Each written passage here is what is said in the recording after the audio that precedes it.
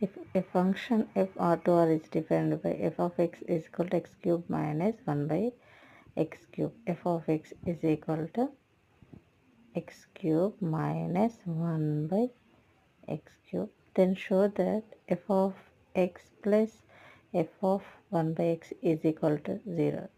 F of x plus f of 1 by x. Here we have f of x.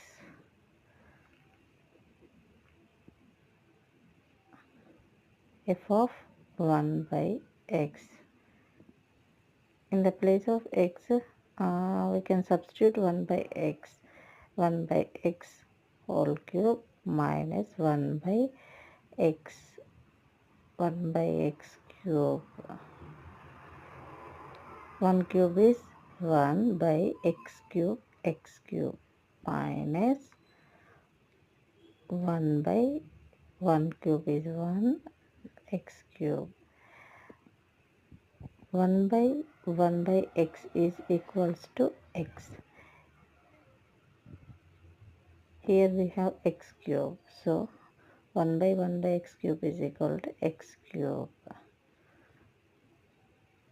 Is equal to 1 by x cube minus this x cube. F of 1 by x is equal to 1 by x cube minus x cube. Now